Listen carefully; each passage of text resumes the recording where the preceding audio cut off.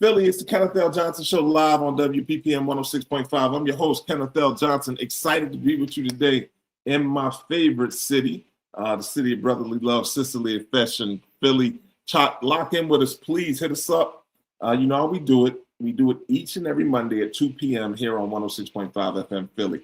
All right, super excited today for a lot of different reasons today. One, I just love doing this work. I love chiming in, should I say, and just having conversations with you and some amazing people that some I know personally and some I'm just meeting here on the show. But this one today is somebody I know and admire. So when I was setting up this executive leadership series, I earmarked some people that I definitely wanted to have a conversation with for this time. And one of those people, her name is Chelsea Williams. And one of the reasons I want to have a conversation with her, and especially this conversation, you know, everyone says we have a leadership crisis, and I'm not convinced of that. I think we have a leadership development crisis. And Chelsea is the founder and CEO of an organization called Reimagine Talent. So I said, all right, well, that's what I'm trying to do. Let's reimagine talent. Chelsea, welcome to the Kenneth L. Johnson Show. What's good? Kenneth, it's such a pleasure to see you again, reunited. Reunited once again. I love it. I keep my eye on you, and it's LinkedIn. We don't get to talk as much. We find time to talk maybe once or twice a year. I'm glad to have you on the show to have one of those conversations be a public conversation. But let our audience know a little bit about you and what you're up to. Yes. Well, again, such a pleasure and so proud of all you've been doing to elevate talent across the board. I am the founder and CEO of Reimagine Talent. We're a national talent and workforce development firm founded in New York City, in Harlem, but now based in Raleigh and serving North America. We help build leaders, strengthen teams, and elevate work culture. So a lot of our work is helping organizations navigate through change, through their people, and really build the teams that are needed to drive organizations forward and make an impact in the community. Man, I think it's such powerful work that you do. I'm not surprised. I'm not going to go down your background, but very prestigious educational background that you have. Then you found your way to New York City. Put your feet down, start doing your thing, started a company, and then made your way. Is North Carolina home? Are you from there? Yeah, Raleigh, North Carolina is home, and left for college. As you know, I went to Spelman College in Atlanta. So I relocated back in 2023 from New York. Wow. Listen, and that was in that minute of time I had the opportunity to meet you, get to know you, and here we are today. I don't know how many years later, having a conversation on the Kenneth L. Johnson Show. So Chelsea, I wanted to bring you on just because I think this is in your wheelhouse, a conversation about talent pipelines. So let's just jump into it. As I mentioned in the lead off, everyone says we have a leadership crisis. I'm not completely convinced of that. I think we have a leadership development crisis. But from your standpoint, leadership isn't breaking down, development is. Tell me a little bit about this. What are your thoughts? Oh my goodness. I would agree with you. I think that we have a leadership perception challenge. I think today there's so many labels that we have put on what it means to be a leader, who can lead, age, identity, background, experiences. And I think that because of how we have seen or perceived leadership to look, we have not thought about the importance of building leaders at every level, at every function, and really allowing people in organizations to understand that anytime that they are making an impact on people, process, practices, they are leading. It's not just leading people, it's leading initiatives, it's leading community and spaces. And so my biggest kind of viewpoint, and I'm seeing it in action today with our clients across North America, is how we view leadership and who is a leader. And organizations really understanding now that they've got to build leadership at three levels, Kenneth. Self-leadership, so that's everyone in organizations seeing themselves as a leader and understanding what it means, first and foremost, to lead yourself. And then through that development, understanding what it means to lead people, to lead teams, and then ultimately for those who aspire up through the ranks to lead organizations. And now more than ever, we need organizations to lead, understanding what people need, what communities and regions need. And so how we've been doing it isn't necessarily what we need in this moment. Speaking of in this moment, as we do the work we do here at East Coast Executives, my search firm, when I'm talking to some of our clients and they're sending me out to do these searches, right, for talent, for leadership. And oftentimes, I have to say, listen, I don't know if you're running out of talent. In some cases, you're failing to identify, develop, and prepare the talent before it's needed. I've placed people in roles that are sitting there and they're ready, but then the company still wants to go outside and bring someone in that may not be as familiar with the culture. That's right. They need to ramp up. And so we lose some time in this process. Talk to me about what you're seeing and what you're sharing with your clients. Oh my goodness, you have it absolutely right. I mean, it's been a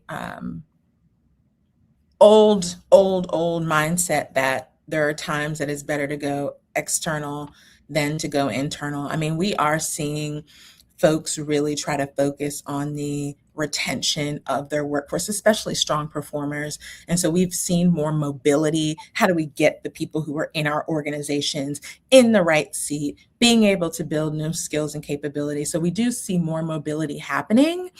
But at the same time, there, especially for the more senior roles, and this, folks tend to say, we want someone else externally for many reasons. And so I think that there's a reckoning that's happening. I think that for one, and I know we'll talk about this a little bit more, just because of the time that we are navigating through from a generational standpoint, boomers preparing to retire, Xers and millennials in the middle, and a lot of shifts happening there, Gen Z coming in, there is more interest in how to provide opportunities internally and make sure that organizations are being thoughtful about succession and resilience of their workforce through development, coaching, cross-functional exposure, all those types of things. But we're not nearly where we need to be. I mean, there are some industries, and this, Kenneth, where if you look at their data of who is in seat, like some of the industries, I won't name them all, but there are some industries that as soon as that retirement wave comes, it really should be a red flag in this moment that we need to start right now. Sure. Elevating, ramping up the people who are going to step into these roles, because it really is a business risk at this stage for some industries. And so I think people are talking about it more, but I'm not seeing as much action as there could be. I've worked with some utility companies, and that's been a conversation that they've been having for well over a decade now. And they've been actually asking people to stay on. And it's interesting because they weren't prepared. And I don't know how that happens, but it happens. So how do we adjust, right? Yep. So listen, what I've been seeing out here, just through work, right? People consistently promote their best individual contributor, right? Yes. But I've seen that the skills that make someone a top performer rarely prepare them to lead people, right? So with that being said, why do organizations keep making this mistake? Yeah. A couple things. Number one, I'm a firm believer that we can be more open about the different pathways that are available to people, Kenneth. I don't think everyone should be a people leader. There are some folks who say, once you get to a certain title, my expectation is that you can lead, because to whom much is given, much is required, and we need you to step up and be a part of culture carrying. That is one train of thought. I'm a firm believer that there are some people who are better as individual contributors, Kenneth. It could even be that their role doesn't necessarily warrant them leading people. So I wish that we could normalize several pathways. One being, I'm an individual contributor. This makes sense for my role. There's a career path available for me, and I don't have to lead people. But for those who want to lead people and who see the benefit in leading people, they should get the resources to help support them through that. I mean, you and I both know this because we lead teams ourselves. One of the hardest things you'll do, you could be amazing in your role, and most of the time folks are, but leading people, coaching, mentoring, motivating, it is a lot of energy and a lot of time. And it's also something that you never really arrive at. consistently, the more that we are exposed, the more that we're coached, the more that we go through our own journey, we learn what it means to care for someone else's career progression and support them through feedback, etc. But I don't think that we are always making the investments in helping people develop as leaders. I mean, you and I know one of the first things that goes when there's an economic crisis, training and coaching, and some of these tangibles are the things that are kind of put off to the side as not as valuable as other parts of the business. And so I think we have to have a frame of mind, a frame shift that even if your people don't stay with you long, the input of their development and their ability to say that they grew at your organization, made a difference at your organization, the intangible is still important for organizations and industries, candidly, to get their people ready to make a difference and to perform on the job. But it's a mindset shift. Definitely a mindset shift. It's all about like succession planning, and people are taking that almost like it's a once in a year exercise, right? But the pipeline should be built every day. So that's kind of where I sit with that. Oftentimes I get a call, someone resigns, right? So a resignation letter hits a leader's desk and they say, oh, we got to find somebody. Well, haven't you been planning for this? So that's always a concern. So when I look at what you're doing with Reimagine Talent and how you're positioning people to be successful, it just seems like you're probably pretty busy right now. Talk to me about your thoughts on that and what your organization may be doing to kind of support companies that fall into this, into this hole. Yeah.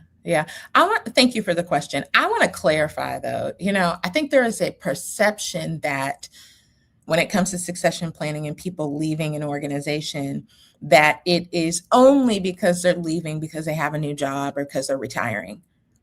Kenneth, we saw this over the past 5 years, particularly with the pandemic, which feels so ancient now, but it happened just years ago. There are people who are also leaving because of personal reasons. All the leaves are not necessarily to go somewhere else. People are saying, I've been in this for decades. I want to do something different. Life happens.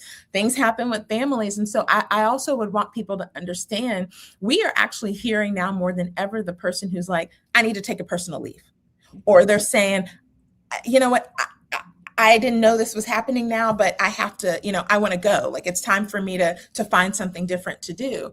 And so I feel as though we need to understand that it's almost like business continuity and resiliency of our workforce, that we need to be preparing for the unexpected. We need to be preparing for those shifts that can happen. Hopefully it's not as extreme as a pandemic, but we saw what that did.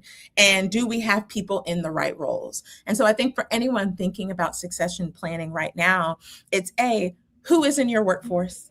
It's knowing the people who are in your workforce. What skills do they have? What capabilities do they have? What is needed for where your organization or function is going? And this is a whole activity that we would do, making sure that you have identified the core roles in your organization. Are they in the right seat? Working with managers and leaders to determine the strength of your teams and your organization, going through each and every person on the list and making sure that they are, again, prepared, but also in their right role. And it could be that you determine for a person that they're in the wrong seat. They're great. They're culture carriers. They've been at the organization a long time, but they need to do something different. That's all a part of the work, Kenneth. But after that, it's like for your leaders, when you have identified who those people are, it's one thing to identify, it's another thing to support. So literally having a plan for these people who we've said are leaders we want to nurture. Every one of them is different and should be supported differently. Some people might go do an exchange in another office or in another country to gain that global experience. Another person might need coaching. They're great at the job, but they need some coaching to help them. And you know more than anyone, executive coaching makes the difference. It's not only for the person who's not performing, it's for the person who can perform more. So those are just some things that I think are really important to think about as it relates to succession planning and preparing. I'm learning much more about the importance of coaching. We have some coaches that show up here on the Kenneth L. Johnson show pretty consistently. Executive coach Nicole Smith, and she comes on and she speaks about some of the coaching things that are happening out here and the need for it. So I think people need to tap into those networks and really grow within their career. You spoke about culture carriers, right? So, for me, managers are creating the culture more than the CEO, right? Yes. But as the strength of an organization is determined by the quality of like the frontline and mid-level leaders, are companies investing where culture is actually being built, Chelsea? Good question. Good question. So I'm a firm believer, my company is a firm believer that everything does start from the top. And when we say top, we say from the CEO to the executive team, their vision, their direction, their representation of values. Like, I don't want to underestimate that that is critical for organizations because that's where people take note and that sets context.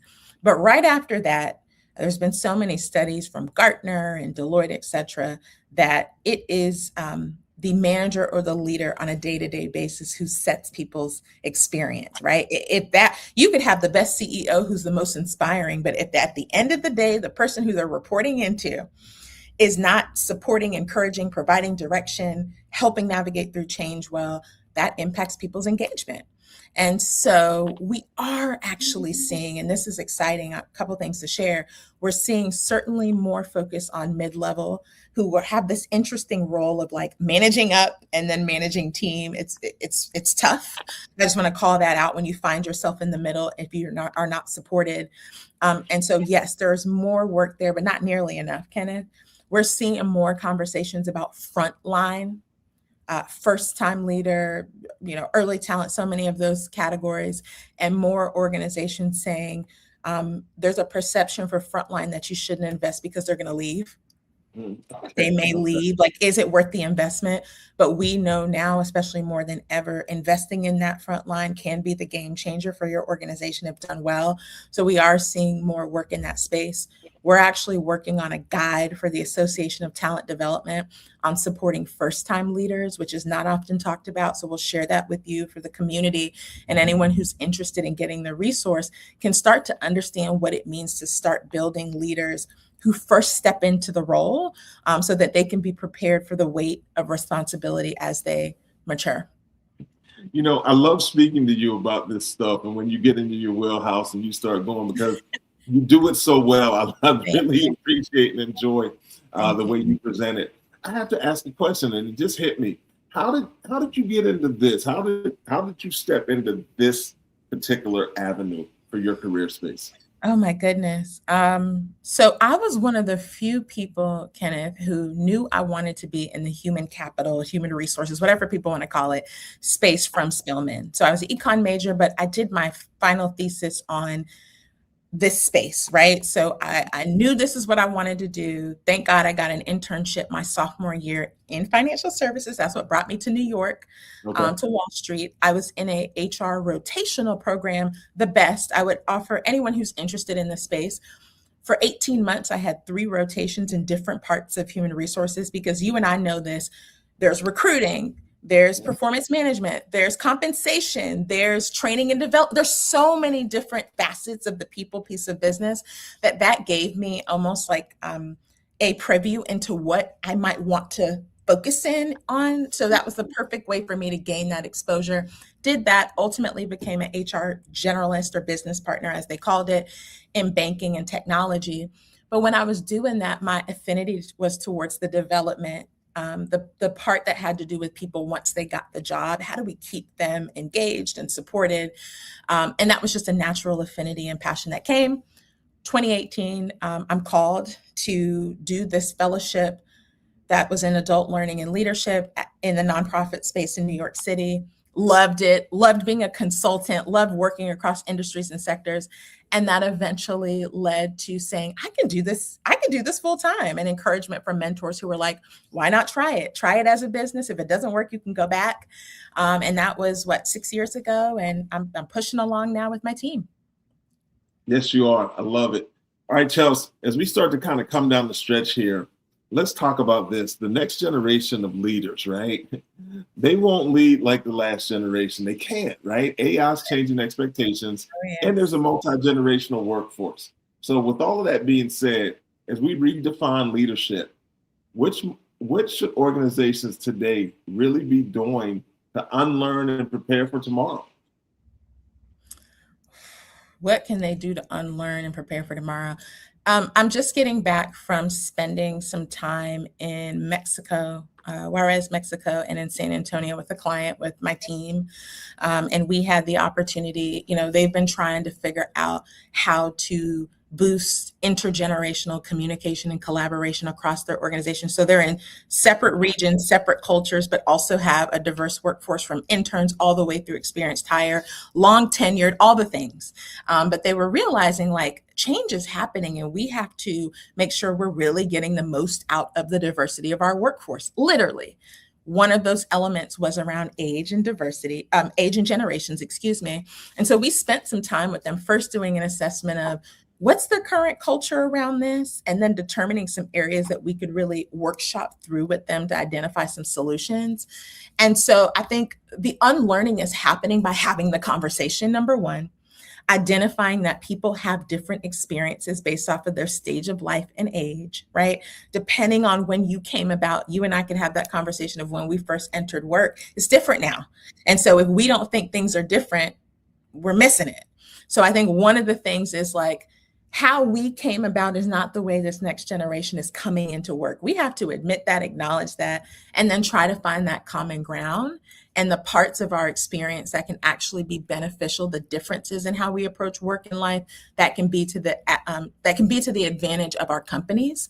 And so, one of the powerful things that came out of our time with our client was helping them and giving them the tools and the space to, on a day-to-day basis, communicate better, collaborate better, navigate through conflict and change better, but then also have them iterate and identify ways that they can boost their culture from a generational standpoint and be in the room of sharing suggestions in front of their executive teams that now, after the training and facilitation, they can go back and take action on. And so I think my point is just, we got to acknowledge the differences in work. We have to hold space for experienced folks to come in and help guide conversation and dialogue. And then we have to invest. We have to invest in the resources that teams and leaders need. And that's why she's here. It's Chelsea C. Williams live on the Kenneth L. Johnson Show on WPPM 106.5 Philadelphia. It's the Executive Leadership Series where we discuss the things that are important to leaders and executives. And Chelsea is doing exactly that. Hey, Chelsea, I want to talk to you about something. I've been asking this question as of late, right? When you started, let's just start from the business, from your business, Reimagine Talent. What was the door that you didn't know existed? Was there anything that surprised you as you started to grow your business and you're like, oh, wow, I didn't know it worked like this? Oh, that's good. Okay, real quick, because I know it's important. They're connected. Number one is, and we talk about this a lot, the power of relationship. Every single thing that has happened for my business has been through people. And I think it's so underestimated, Kenneth, like how we treat people, how we show up, how we deliver on our work, our trust, how we build trust. Because at the end of the day, that has been the theme of like people speaking for us when we're not in the room. So I think that's a really big one. And then second thing is the domino effect. And you know this in business too, like there is this putting in that work up front and doing well up front and building and connecting with people up front. If you do it well, there's this domino effect that happens where your name carries through years that can really help you sustain your business. So I would offer those two things. Yeah, you know what? I can appreciate that for a lot of different reasons. Prior to the show, I was having a conversation and I was basically sharing with someone. I can't believe I'm sharing this on air. I was sharing that I'm like, I don't know if I like people that much, right? And they're like, what are you talking about? They're like, everything you do involves you liking and loving people and that interaction. And I'm like, it just sometimes, I just want to go into a space into my own head and just figure things out without some of the outside noise. And I think I may have referenced that wrong when I stated that I didn't like people, because clearly I do. I'm on the show talking 100%. With Chelsea C. Williams right now, right? And everything I do is about people, whether it's TEDx Harlem, whether it's East Coast executives, but really it's amplifying the voice of the people and providing opportunities for people. And I look around, we're both on LinkedIn and we're really active. Yeah. And I look around and I say, who's doing that work? In fact, I think I'm going to create a post maybe this week about people that I see that are doing the work and doing such an amazing job. And you're definitely going to be included on that list. You're doing some amazing things out here, Chelsea. Please, we got about 4 or 5 minutes. You know, I want you to share with our audience. Just I want them to gain a clear understanding of the work you're doing, because you know we have business leaders on here that need your services. Talk to us about what it is that Reimagine Talent is doing, and then let our audience know how they can stay super connected to you and your work. Amazing. Well, thank you so much. I'm rooting for you in all the things as well. Right now, we're focused on 3 key areas. Number one is what we'll call manager and leader development. If you're in an organization and you're looking to boost your management and leadership of your workforce, we are the people. We are helping organizations to coach, train, and really advise those who oversee and lead people. That's number one. Number 2 is team effectiveness. Kenneth, I didn't know this was going to become such a thing, but in this category of like generational change, workforce change, teams are asking us to come in for offsites, for leadership convenings to really help their team identify common norms, ways of working, using assessments to help unlock styles that help them work better. So I'll call that team effectiveness work. And then number 3 is what I'll call learning and development broadly. We really focus on your interpersonal power, core skills, durable skills, whatever you want to call it, but really helping to build across levels the skills that are necessary to thrive in this current environment. And so that's exciting. I think the last thing I'll say under learning and development is we wanted to be an organization that didn't forget about this next generation. So it might just be a personal thing for me, but we do have some work that we specifically do with Gen Z and early talent, getting them prepared for work. And that matters a lot to us as well. So we truly are an intergenerational organization meeting people where they are. Let's talk real quick about some of this early talent out here. You know, they get a bad rap. People view them as not being focused and maybe not even wanting to work. What are you seeing? I don't think you're seeing that. I mean, Kenneth, that could be its own show. I mean, the PR, it might be. Yeah. The PR for this early talent segment is not good right now. I mean, most of the time we've done dozens of keynotes and trainings across the country on the next generation workforce. And when I ask people in one word, how would you describe them? I have to course correct many times the word cloud that comes up because it's not positive. So I do want to just say that. However, when we spend time, when my team spends time in organizations, working with counties and states on helping build workforce initiatives, they're resilient, they're innovative, they're great with technology. They often say, we want employers to know that we want to work, we want to contribute. Purpose is a driving factor in this next generation. So where our generation, it might have been about compensation and like name, prestige of organization. This generation, they don't care. They want to do work that makes a difference and an impact. And so there's this reckoning, Kenneth, that's happening with what they want and desire and what organizations have historically offered. I love it. All right, listen, we're getting ready to close out. How does my audience stay connected to the work of Chelsea C. Williams and Reimagine Talent? Amazing. 2 key ways to stay and stay connected with us. Number 1, you can go to our website, reimaginetalentco.com. Everything is there about our services, our solutions, and how we partner with organizations. As Kenneth mentioned, I am on LinkedIn. That is my preferred professional social platform. So please connect with me there at Chelsea C. Williams. And if you have any questions or any way that I can be supportive, just send me a DM and we'll schedule some time. I love it. Thank you so very much for offering that to our audience. It's the Kenneth L. Johnson Show live, WPPM 106.5 Philly, streaming here on LinkedIn. For all the people that tapped in on LinkedIn, I'm sorry. I know you guys had some questions and I didn't get to them, but I'm a little selfish with Chelsea. I like to talk to her. Right? This is a friend of mine. I want to talk and chop it up with her. Chelsea, look, I appreciate you. Let's stay super connected. Maybe we'll do something together. I think that's on the agenda. We really need to do that. And but I really appreciate you coming through the Executive Leadership Series on the Kenneth L. Johnson Show. Thank you so very much. You too. Keep it up, Ken. Thank you. Thank you. To all my people out here in Philly, this is what we do. I told you we do it each and every Monday at 2 p.m. live on WPPM 106.5 Philadelphia. I don't even know who the guest is next week. I got to figure it out. But I will be in Nashville at the National Urban League Conference doing what I do. We're going to have 3 Digital Career Success Series shows there. If you happen to be in Nashville, lock in with me. I'll be walking around the convention center, talking my talk. It's the Kenneth L. Johnson Show live, WPPM 106.5. Thank you.